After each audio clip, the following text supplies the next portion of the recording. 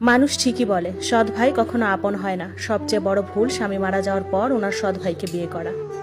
দয়া করুন, ছেড়ে যাবেন না। বিয়ের মাত্র 2 দিন হলো আমার হাতে মেহেদির রঙও মুছেনি, আর বিধবা হওয়ার 6 মাসের ড্রেসও কাটেনি। আমার জীবনটা নিয়ে খেলবেন না দয়া করে। আপনার যদি আমাকে মেনে না নেওয়ার ইচ্ছা থাকে, তবে আপনার ভাই মারা যাওয়ার 6 মাস পরই বিয়ে করলেন কেন? আমি তো বেশ ছিলাম আমার বিধবাময় জীবন নিয়ে। সে উত্তর দিল, আপনার প্রশ্নের উত্তর দিতে আমি বাধ্য না। বিয়ে করে যে আপনাকে দয়া করেছি এটা তো আপনার ভুলে যাওয়ার কথাও না। সমাজে সম্মান দিয়েছি, আমাকে আমার মতো থাকতে দিন। আমি যদি বিয়ে না করতাম তবে এ বাড়িতে কি আপনার জায়গা হতো?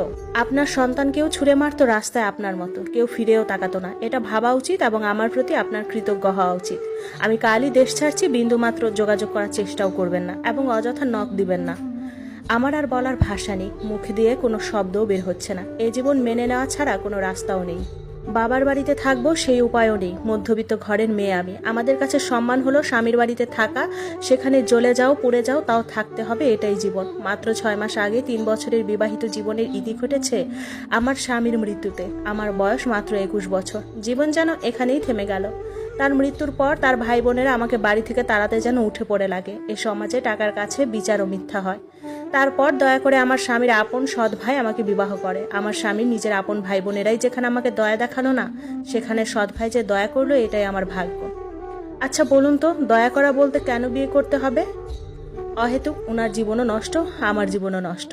নির্ঘুম রাত কাটলো। সকাল 8টা, মেয়েকে নিয়ে বসে আছি। আমার শাশুড়ি ছেলেকে নাস্তা দিচ্ছে। উনি আজ 11টার ফ্লাইটে দুবাই চলে যাবেন। উনি পেশায় একজন প্রবাসী। যাওয়ার সময় আমার মেয়েকে কোলে নিল আর বলল, তোমার কোনো চিন্তা নাই মামনি, তোমার সব দায়িত্ব আমার। সবার থেকে বিদায় নিল, শুধু আমার চোখের দিকে তাকালোও না। উনি চলে গেলেন।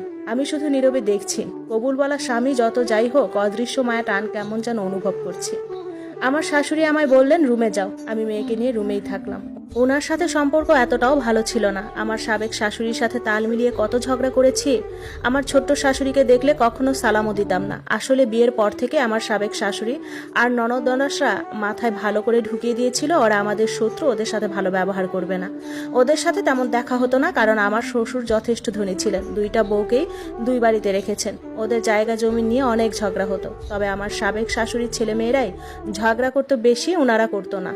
তবে আমার মৃত স্বামী ওনাদের অনেক সম্মান এবং ভাইদের অনেক ভালোবাসতেন। কখনো তাদের সাথে ঝগড়া বা 2 কথা বলে নাই। দুপুরে আমার শাশুড়ি আমাদের খেতে ডাকে। আমি মেয়েকে কোলে নিয়েই খাচ্ছি। মেয়ে হঠাৎ করে কেঁদে ওঠায়। উনি বললেন, মেয়েকে আমাকে দাও, তুমি ভাত খাও।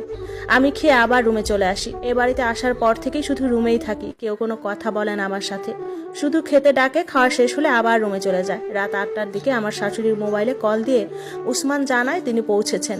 আমি মেয়ের খাবার বানাচ্ছিলাম, রান্নাঘরে তখন শুনতে পেয়েছি।